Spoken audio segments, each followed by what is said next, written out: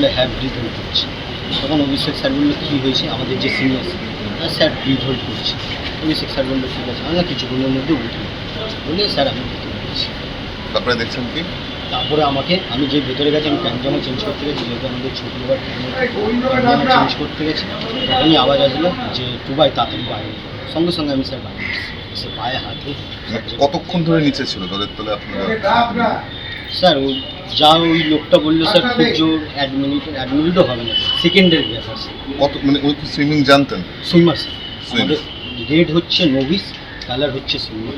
সুইমাররা ওদিকে করে, নোভিসরা এদিকে করে।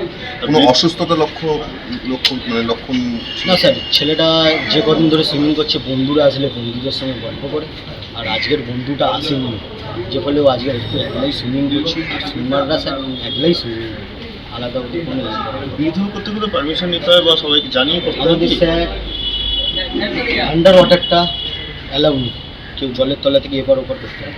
আমাদের ব্রিথ হোল্ডটা প্র্যাকটিসে দেওয়া হয় 10 সেকেন্ড, হার্ডলি 20 সেকেন্ড। আর কেউ সেই দিন যেরকম একটা ছেলে 3 মিনিটের উপর ব্রিথ হোল্ড করে, এরকম ব্রিথ হোল্ড করে। আমরা প্র্যাকটিসে ব্রিথ হোল্ড দিয়ে সেটা তো বলে করে, আজকে কি বলা ছিল তাকে বা সে কি বলেছিল না বিধুল স্টার্ট করছে? না, এটা কোনো বলা হয়নি, কোনো দিনই কাউকে বলেনি। এত বছর যে ফুল হচ্ছে কাউকে বলেনি যে আমি ব্রিথ হোল্ড করছি, যে যে নিজের মতন করে। আর আমরা যখন প্র্যাকটিস, আমরা দায়িত্বের সঙ্গে প্র্যাকটিস। সময়টা কতক্ষণ ছিল আর ও কতক্ষণ বিধুল করেছিল? স্যার সেই টাইমটা আমি ঠিকঠাক করে বলতে পারবো না। আমাকে ডেকেছে, আর আমিও এমনিও ওদিকে যাচ্ছিলাম, যেহেতু আমি চেঞ্জ করি, আরও ডাকতে আমি আগে গেছি, যে জিনিসটা দেখেছি।